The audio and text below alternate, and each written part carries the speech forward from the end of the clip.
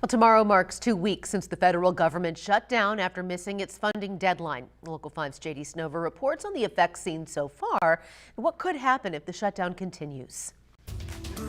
That's right, Stephanie. A political science professor at the University of Iowa describes the situation in Washington, D.C. as a 2-week stalemate. But he believes that that could shift if the shutdown's consequences become more widespread.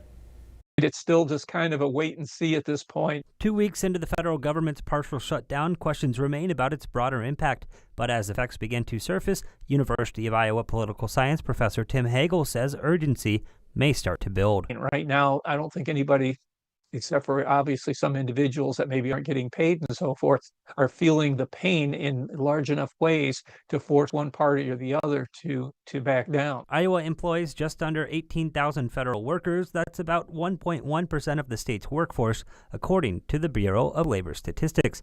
But the impact could start to extend beyond federal employees.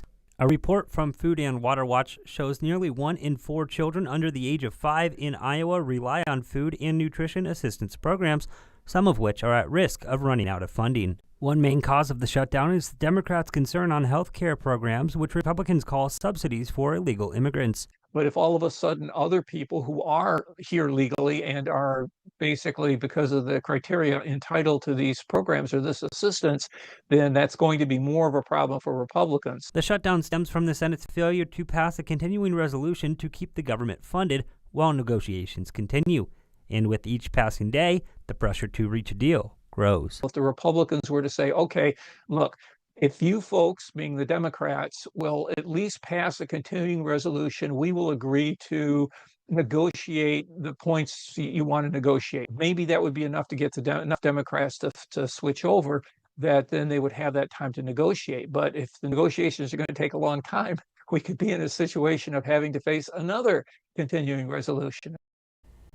Now, the Senate is not meeting today for a vote, but will be back tomorrow. Last time, 2 Democrats and an independent who meets with Democrats voted for the measure, meaning Republicans still need to convince about 5 more opponents to reach the 60 votes they need.